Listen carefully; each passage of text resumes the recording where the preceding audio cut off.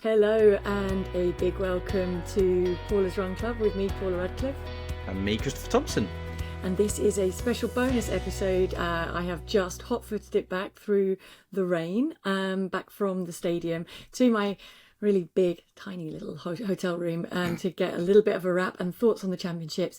And of course, later on, just touch on what happened in the Berlin Marathon as well. Hope anybody who was running out there went well for you. Yeah, did you dodge the rain on the way back from the stadium? Because it looked like it poured. I think it's still happening, aren't we? With the discus is still going. Has it even started yet? They delayed it completely because it was dangerous in the circle. The high jump stopped before the end. They all went back inside and then came back out to finish it. Wow.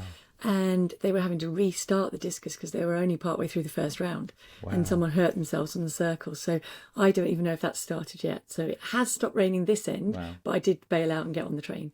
Oh, well, you said to me that the whole team has left bar Steve Backley, who's left holding the fort. Bless him. But I felt so sorry for the relay girls and boys, like kind of stood there just soaked to the brim. The ones on the outside lane were dry and the ones on the inside just looked like they were soaked. And they were splashing through water in lane one, which is not ideal for relays. And so those battens must have been a little bit more slick than normal. And it completely changed because we had the two distance races. Of course, we had the 800 and then the 5,000 meters, where I'm not saying they would have loved the rain, but they probably wouldn't have minded it as much as the sprinters did, and it probably would have changed the race a little bit, although Isaac Camillier came out of it with a silver medal, didn't he? And he's the one who won when it really threw it down in, was it Lausanne Diamond League, I think, where it absolutely threw it down. Yeah.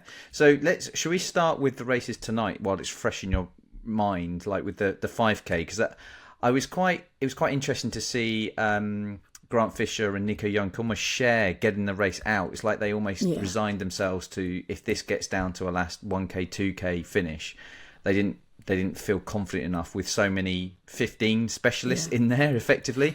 They didn't quite get it out quick enough, but they gave it a good whack. They did, and I think in all honesty, they should have done that in the 10K, and they knew that, and they will have been going over that in their mind all week coming into this. So really good example of how to kind of wind it up. What did it go? 2:45, 240 pace. So it was 2:40 for the first kilometre, 2:40, then 2:35, and so then they picked it up, and it did start to do damage. I have to say, hugely impressed by Jakob Ingebrigtsen in the shape that he's in. You could see he's not in shape, but his heart and his brain were doing all the right things and keeping him in it. And he very nearly pushed on enough to kind of forge a little bit of daylight. It just left too many people in there at the end. And you could see he had no kick left whatsoever. From a British point of view, really hope George is okay, because that didn't look like George out there. No, I'll address the Ingebrigtsen thing a bit first, because, fair play. Almost, someone once asked me about when I was injured, what it was like, and I know Ingebrigtsen's not injured; he's getting back fitness. But sometimes an animal can be hurt and doesn't register they're hurt, or things aren't right, and they still act like it's a normal everyday thing. And so Ingebrigtsen trying to double up, despite everything, and still trying to win the race. It's like it's ingrained in him. No matter what's going on behind the scenes, he will give it a whack. So, yeah, like you say, fair play to him for doing that. George, I hope he's all right. To bounce back from a pretty awful breaking of his wrist at the Diamond League in London, that's pretty bad. And we don't know the full story of what went on behind the scenes, because he would have missed training. There would have been a lot of stress in there. He missed some races.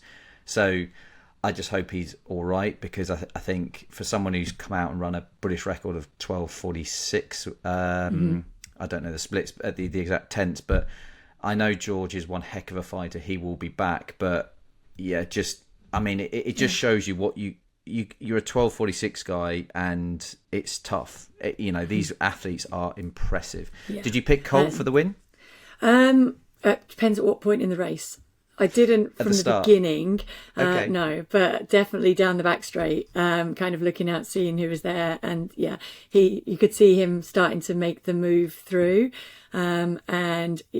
I think when he's still there in contact, the other guys knew that as well. He was going to be really, really, really difficult and kind of. Did you get excited by Jimmy as well, doing the double? I have to say, huge hats off to Jimmy Gressier. I mean, I know we're going to talk about Race of the Championships, and I think a big part of me is going to back Jake Whiteman's comeback, because I've seen how much he's struggled the last couple of years.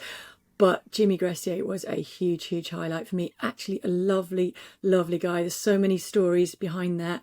He actually came in for quite a lot of hate on social media and things for his performance at the Olympics, and kind of to bounce back from that, back himself the way that he did, and pull off something that probably coming into these championships only he really dreamed might be possible, was absolutely phenomenal. Apparently he did an amazing team talk to the whole French team, kind of geeing them up, and I think to back that up for a bronze medal, and then made my day, and I'm now Mum of the Year because I've got a message wishing Raf happy birthday and telling him to keep training even when it's odds against him, because one day he might end up with a medal like Jimmy. So that was a really nice thing to do at the end of the mixed zone.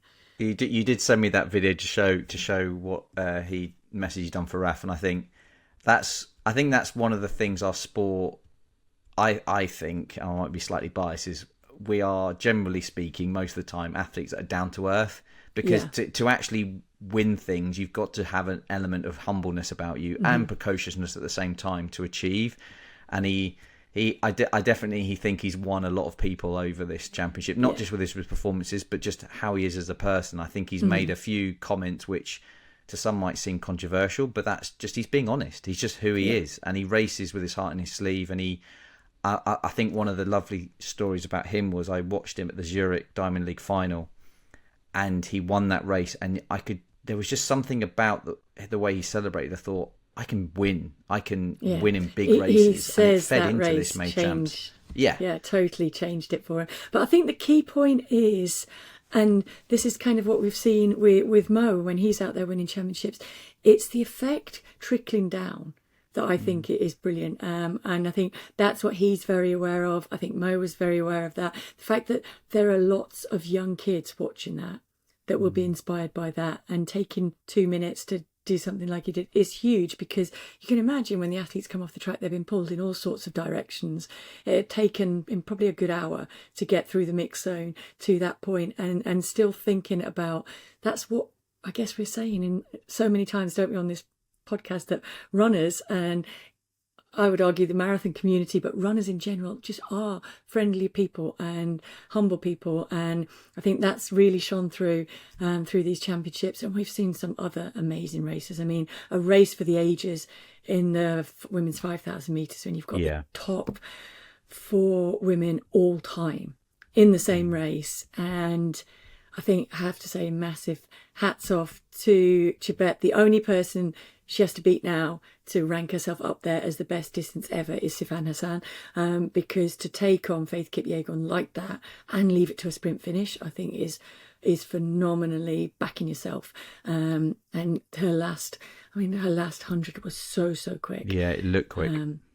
Well, this is the thing, because you in commentary you mentioned, if before she'd won it, you said if Chibet wins this would put her one of the all-time greats. Yeah. And I think Steve alluded to the way the race was panning out. You'd think it needed to be quicker to play more into Chibet's hands. So she beat Faith at her own game, and the way she ran it, and she ran away from her. Like, even Faith was being gunned down by Baciocletti. I think I've done a better job this time, but that's the sign of a champion that kind of makes themselves. I mean, she's got world records, Olympic medals, gold medals, and all that, and she's making herself almost unbeatable in any scenario, any distance. And so, I'm kind of with you going, she's probably only got Hassan left.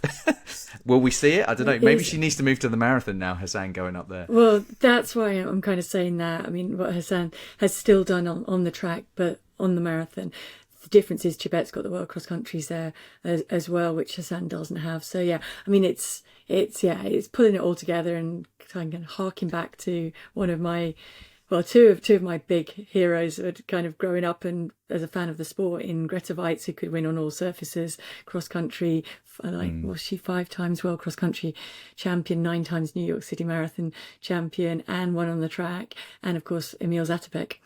It's kind of that kind of range and gutting it out, but she's quicker than him. No. And actually, I mean, that actually is quicker than him now. That's quite scary, isn't it? It's a scary thought. I know we want to kind of fit through a lot in this short space of time, but the women's 800 tonight, again, so it's raw in your mind. Like, was that a surprise winner for you, or did you? I mean, I felt like Steve kind of had her in the back of his mind the way he spoke in his comment. I think that he does a very good job of kind of subtly giving his opinion without giving his opinion. But yeah, how did you? But I will tell you this though, in my defence, I did say to him, "What do you think?" I think Adira, and he went, "No, the only one that's beaten Keely is Mary Morra." Interesting. There you go. But that was pre-race, and I would argue that what Mary Morra did in the race enabled Adira to come through, because the way she played it was very smart. And I caught up with Keely afterwards. I mean, absolutely gutted, but should still be really proud of the way that she came back. I mean, of the preparation that she's had. And as I said to her, even at the beginning of August, if you'd said you'd come out of it running 1:54.91, you're probably going to say, I'm going to win it. And you can't do more than give your best at the major championships. But she's well aware that Mary Morra was almost taunting her into kind of making that big move to come through, 200 metres to go. And because of where she's at training wise, she only had one of those moves to make. And so just ran out of steam a little bit before the line. Can't take anything away from Georgia Hunter-Bell though. Phenomenal race for her. I know she came in for a little bit of perhaps should you have done the 1500, particularly when we found out that, well, Tedji was not at the championships because of being banned by the Athletics Integrity Unit, which is another point that Jimmy Gressier was making as well. But I think it's kind of vindicated that decision for her, and she will be back. But that 1500 metre race, I'm not sure she would have come out with a silver medal. Yeah, it was, I mean, from a GB perspective, second and third in the women's 8 was obviously, we needed those medals with the way things were going. But it definitely, Mary Morra's tactics seemed strange in a... Yeah. Listen, I'm not a 800 metre expert. I was watching it with Gemma, and she kind of seems to, my wife Gemma, who was the Beijing Olympian in 2008, she understands it a bit better. But more, like you say, she seemed to taunt Keely, but then almost didn't then play her own card. She was almost so focused on trying to almost jostle with Keely, she then almost forgot to make her move at 200 to go, which I thought was that's what she does time and time again. Yeah. She just races really, really crazily and gets away. We saw her in the Commonwealth Games get away with doing things that normally are not possible to get away with in the 800 metres. When you go as hard as you do, then slow it right down and then kind of go again. It's a very, very tough way. But yeah, you're right. It was almost like that was a sacrificial tactic for Adira to come through at the end. But yeah, taking nothing away from those two, that is the fastest ever podium. I think it's the fastest ever race. I mean, spare a thought for Jess Hull running flat out and never caught the group. Yeah. Because she can't go within the first 200. 1:57.30, I think she was, and she was 8th place and never got back onto the group. It was phenomenal racing. Both the 800s for the men and women, like the splits were insane. Like the men moving on to them, they went through in 49.0. I mean, it's a big difference between 49.0 and 49.9. I mean, they pretty much nearly saw a 48.9, and then 1:15 at 600. And he still found that gear to hold on.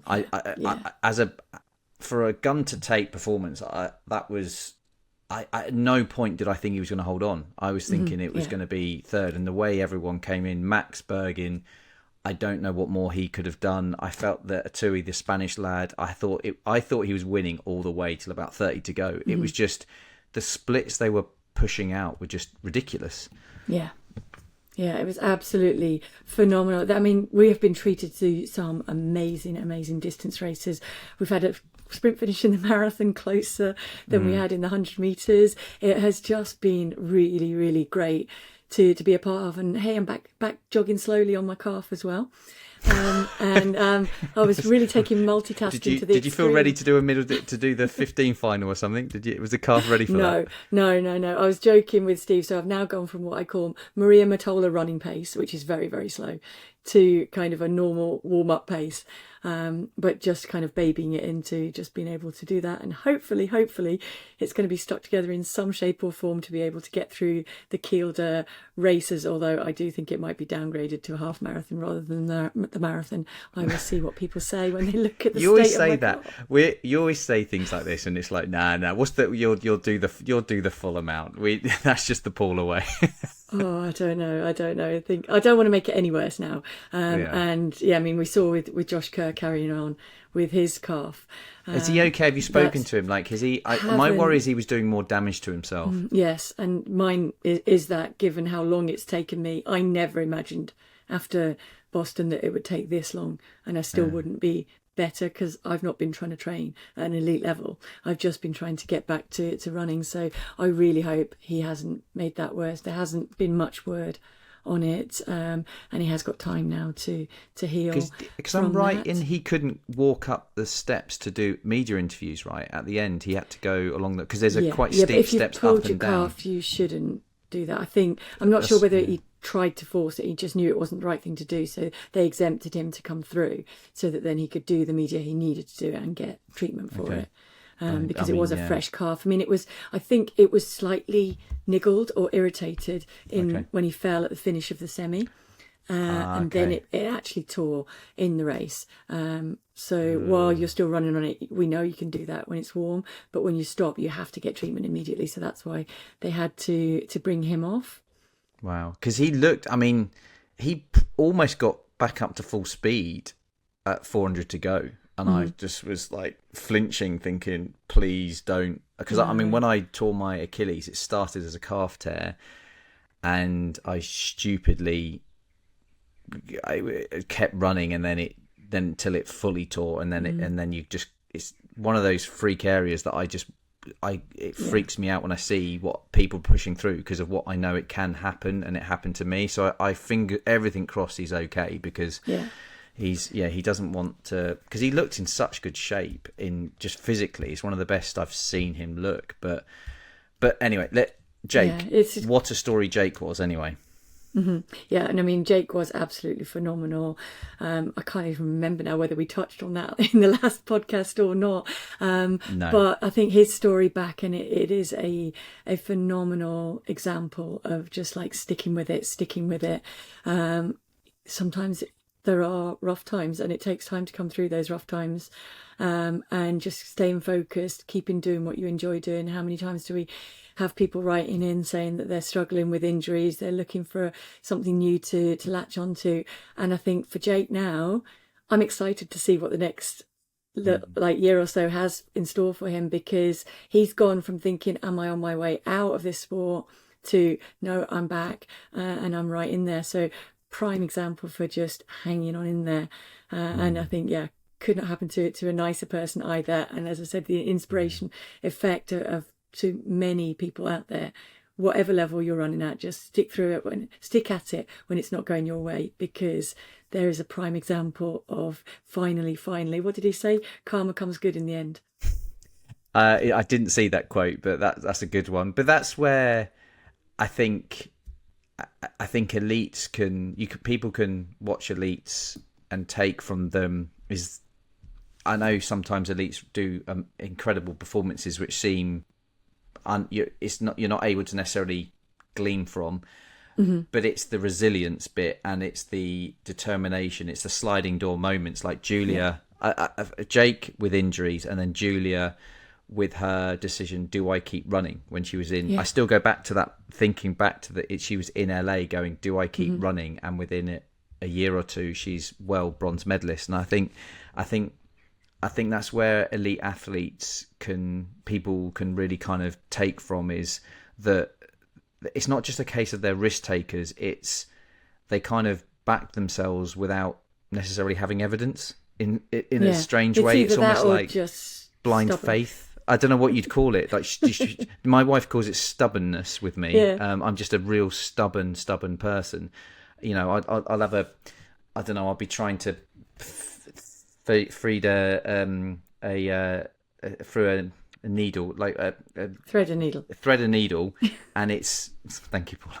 I'll be trying to thread a needle, and I'll be there for half an hour, and I just won't leave it till I've done it. And it's almost like it's not about whether you do it or not. It's the stubbornness to keep trying. And I think Jake, there'll be so many moments where it'd be so interesting to see where his brain's at in those dark moments, to see the light and actually go, it was worth sticking around, is just well worth gleaming from, in my opinion. And even taking Keely as an example, I was chatting to her afterwards, and I said to her, look, when you were plugging away at the cross training with the injury and you didn't know when you'd be back, what kept you going? And she said, well, going back to those moments in Paris and wanting to get that World Championships. And she's young, she's got time to do that. Every confidence she will do that in the future. And sometimes the little knockback actually makes it ultimately a little bit stronger. I think that's a really, really good point for everyone to learn at any stage in your running. You set a goal, keep working towards it. When you get knocked back, just find a different way. Just keep trying different ways. Well, I mean, I don't know if you felt this in your career, but like, it's very easy. Now that I've retired, I can say this. I retired, and it's very easy to just look back at all the things you didn't achieve and think, I didn't quite get that British record. I didn't quite get that medal here, there, whatever it is. And I think every athlete can almost make that the dominating feeling when they retire. But then I switch that and think, well, how many times did I not even I could have not achieved the things I did because I gave up. Yeah. And I almost feel like now I'm realizing actually it's the personality traits, it's the determination, it's the not giving up, it's the things that I can carry with me through the rest of my life that actually matters more than anything. That yes, the accolade of being British champion or whatever the titles, they're absolutely worth it and great. But at the same time in life, we, just that kind it's of how you come through it. The resilience of exactly. And it's like for everybody out there, if you're running in a marathon, for people who raced London this year, who ran in London, and it was hot and it was tough and they struggled. That's why getting to that finish line makes you a stronger person, because you went through those moments where you could have just stepped off and they didn't. And so for me, the most emotional place to be is at that, as I've said lots of times, is at the finish line of a marathon, because there are so many times in a marathon distance, and in ultra it's probably even more so, where you could just choose not to keep hurting yourself, but you stick with it and you keep concentrating and you keep pushing through it, and it makes you ultimately a stronger person. And on that, let's touch on the Berlin Marathon that did happen. Just quickly, can I sorry, before we I want to find this. Aouni, the Italian marathon medalist in the men's marathon, actually, it was a really nice quote to what you were just saying, and it was, I was able to suppress any negative thoughts during the marathon, and I ran in a state of hypnosis. I was so focused on what I was doing, it was like I was in another dimension. And he, you can translate that in however you want to, but to my mind, that is marathon running in his own language of being in your own headspace, being in your own moment, and ignoring the circus that goes on around to be able to focus on getting them. And he was, during the race, he was the most deadpan runner. I mean, you said in commentary how hard his face was to read out of everyone, because he was just such tunnel vision. He just didn't flinch with anything until eventually he did obviously get dropped to finish third, but that's fine because he just was doing everything he needed to do. And I just thought I just like that quote as a kind of a marathon mindset of just that kind of marathon hypnosis of just focusing in your own little bubble. But into Berlin. So and that's actually another perfect lesson in marathon running. I mean, how many times do we bang on? I didn't listen, I got it all wrong. But how don't you try and negative split it and don't push too hard in the early stages. So Berlin was a big world record attempt bid. They were trying to break the 2 hours. Sebastian Sawe of Kenya was kind of leading that charge. So he ended up going out on pace. I think they'd asked for actually 60-30 at halfway, and he hit halfway Right. all alone. Had already dropped Mengesha by that point, but Mengesha did try and stay with him. Ended up, I don't know where Mengesha ended up, but not anywhere in the top 10. He just really paid the price for trying to go with it. But he was all alone. By 25k, there were no pacemakers either, completely on his own, trying to hold that pace. And ultimately, even someone in as phenomenal shape as he was, perhaps had he gone out a tad slower, might have been able to hold it, because it's not like he blew up. I think he finished with 2:02:15. Yeah, 202 low, yeah. But carnage, absolute carnage behind him. And actually, about 4 or 5 Japanese runners came through, ended up, I think, with one maybe in second or third. And a French guy, Hassan Chadi, has also moved through the field. So going off sensibly, knowing what you're capable of as we kind of go on and about, is definitely the best way to go. And that's the way it panned out. As I said, anyone who is listening to the podcast and was running Berlin, hope it went well. I know it wasn't quite as warm as it was forecast to be, but it wasn't ideal circumstances, so hope everybody got through that okay as well. And as always, that produced some phenomenal races. I'm looking forward to actually seeing them, because I was kind of following it just on splits out here, multitasking while I was walking through the park. No, I know. You've done well. You did well to follow it. But just to your point, like, so the Japanese athlete Kazaki was second, 2:06:15. And there was another Japanese athlete in fifth, Urano, 2:07. Another one in seventh, Kimura.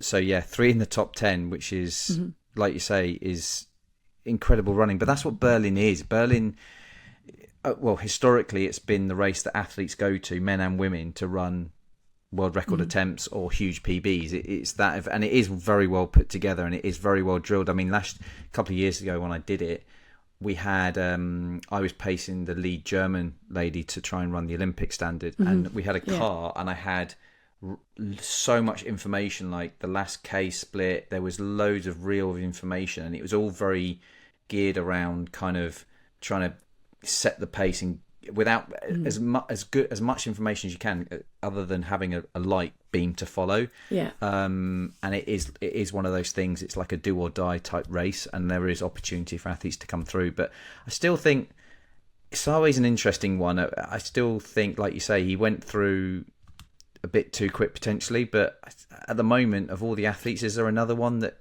currently racing that we can see that could break the 2 hour in a race? Is there anyone that, I mean, there's Kip Limo, but I feel like Solway, he needs more time clearly, but of all the runners out there, he's the one that's probably got the best chance, I'd say. I mean, I do think Kip Limo, once he kind of really comes to terms with it, but then we've seen Cheptegei really struggle to come to terms with it at all. So I mean, that's why it is the marathon. It's tough. And you're right, Sebastian Sabe will go away and learn from this. And to be honest, sometimes you've got to get it wrong before you get it right. So you can build on that. I've done that well. a lot in life. I think a lot of marathon runners know all about that, don't they? And I don't know, final thoughts from here. I also want to say a massive big thank you to Tokyo, and I think the atmosphere in that stadium has been phenomenal for the walks and for the marathons all along the streets.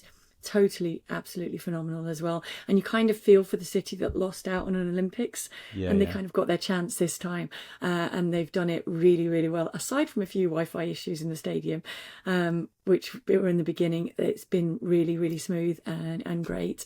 So I want to say a big thank you to them. And I'm going to ask you, what was your moment of the championship? Well, I was going to say, we should be asking you, because you've lived every moment. What would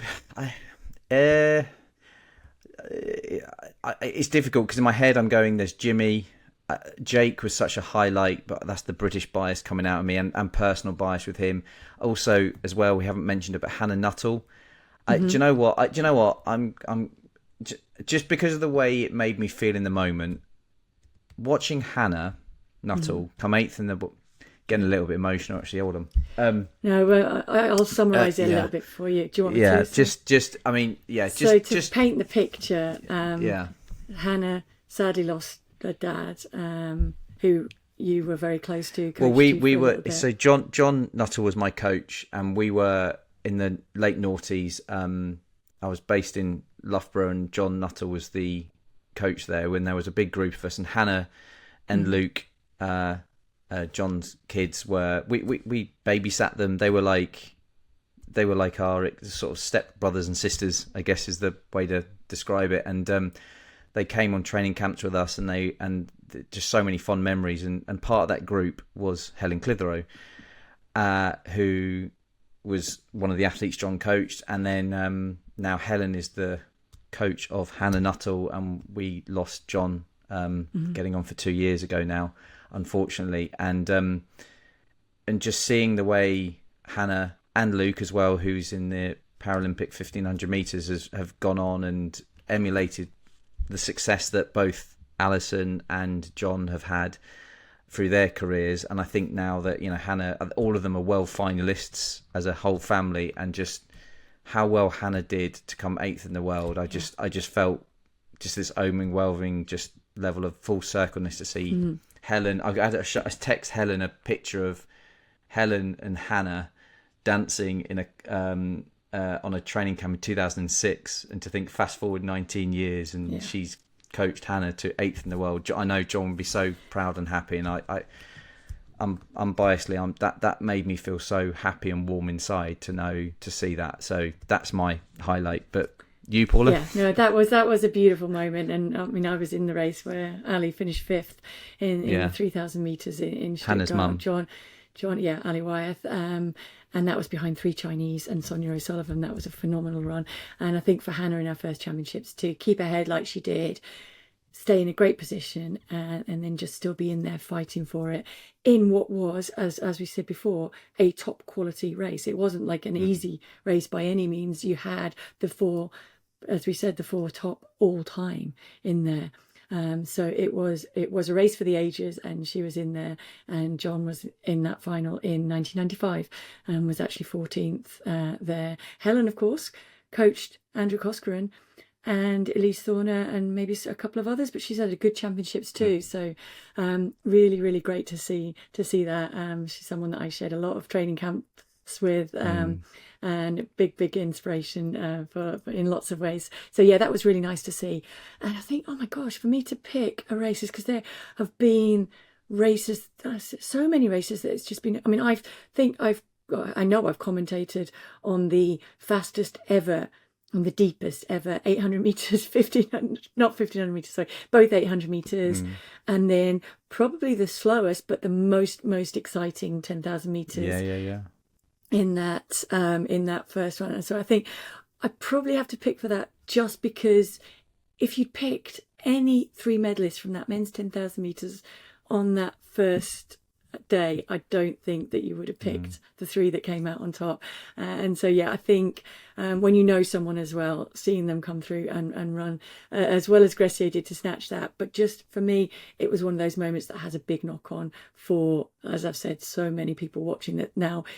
If Jimmy can do it, then I can do it.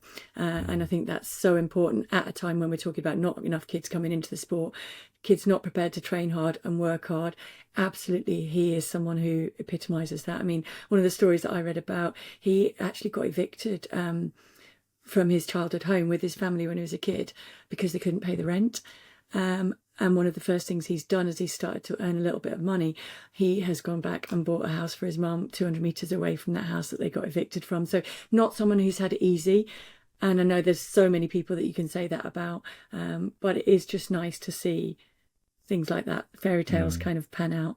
So I think that was a phenomenal race. That men's 800 metres, oh my goodness, so quick. And again, the women's today, in strength, in depth, and I think it's breaking records all the way through for the fastest, first, second, third, fourth, fifth, sixth, pretty much everything all the way through. You've basically listed everything, Paula. I know, I said it was hard for me to pick. No, I know. Well, you've lived it all. I mean, you must have, as a championship overall, I mean, you've mentioned thank you to Tokyo and Japan and all the athletes and stuff, but I think to wrap up, I felt like an overwhelming feeling that I feel like the sport's in quite a good place, actually. Yeah, I felt like it was...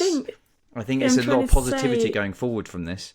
Yeah, that's what I'm trying to say in all of that. I think it's a really strong, good vibe, full stadiums, some really exciting things are going on, some exciting races to watch, some exciting things to follow stories-wise in the future coming out. And I think that is a great, great place to be. And we've also got some exciting news that's going to drop later on as well. So I'm excited about that. We've got some great guests lined up too. So I'm excited about those chats that we've got in the pipework.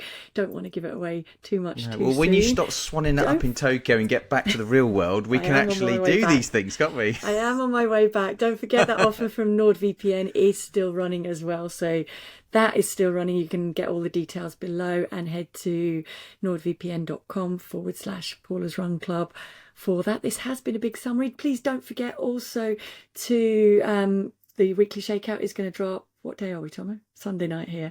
Is it Sunday? Yeah, it's Sunday. You've just come from the stadium. Monday. This is going to drop. No, is it Tuesday? I think Shakeout will drop Thursday. This is going to drop in 2 days. Like couple I think. Of days.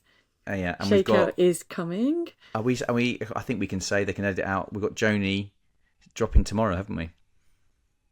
Yes, yeah. So that was another one that was. Yeah, so we can say that. We can say that was a really exciting thing to record for me. Getting to chat to Joni, as I've talked about lots of times, has been a huge. That was a great. Inspiration. Honestly, because you did the interview and we spoke about it.